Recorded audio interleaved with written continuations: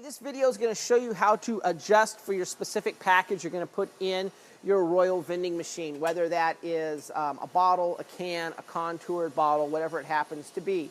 Most of these machines should have your G3 vendor loading instructions inside them, telling you where to set things up, and then I'm going to show you specifically how to adjust the different things.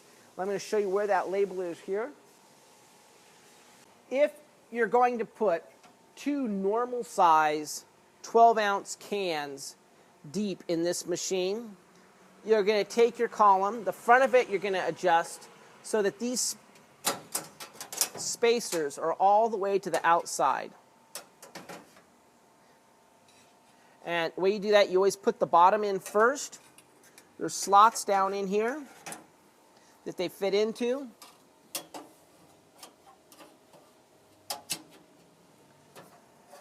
Line it up, then lift slightly to get this little hook into the slot and back down. You'll do that for the one on the left and the one on the right. And you see, this has to be adjusted as well.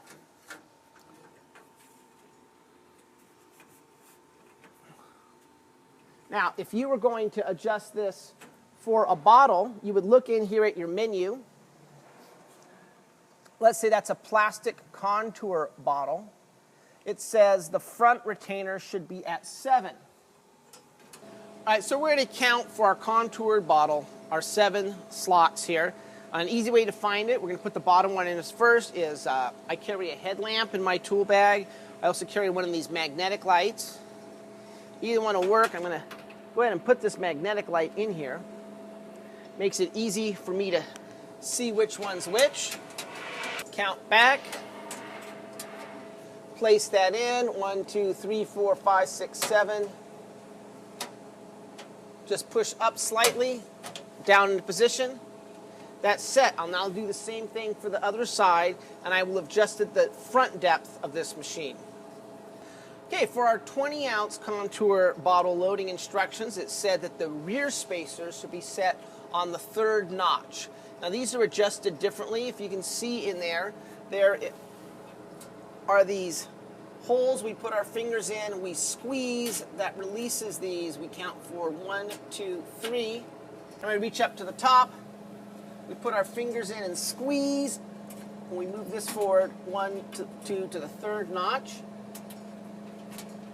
And now we've adjusted our depth of our rear spacer. So now we've adjusted the depth of our rear spacer and our front spacer for a contoured bottle. If these were going to be set up for cans, we'd follow the instructions which say they go all the way to the front, and we would just move them back to these front positions. And the back goes to the back position.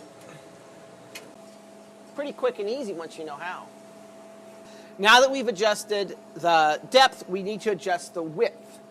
For whether it's a can, a bottle, a smaller can, there are, if it's a skinny can, like the smaller energy drinks, there's special spacers you have to buy. If this is a standard width can or bottle, what you're going to do is you're going to pull this out slightly, lift up, so that you can remove this piece here, because you need to get to these rods to adjust the width. When you adjust the width, you see you have 2 settings these rods go through. Be very careful. I like to actually reach in and grab this bottom rod and pull back so it comes out here, and I'm going to pull the rod with my hand to adjust these. There's 2 and 2. So for your front columns and your rear columns. And then you just run them back through where they need to go. And back into position. But it's important to adjust these properly and kind of double check. Nice to have a light to see under here to make sure you know what you're doing. So for your bottles, they go in these top positions. For your cans,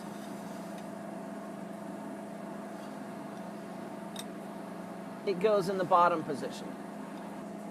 Once again, showing I'm moving the rod I want inside with my hand. I see it moving out. I just take and pull. You don't want to grab one of the wrong rods by mistake, because those have all these little washers and pins, and they'll pull out just as easily, and you'll have pieces of your vending mechanism come falling down.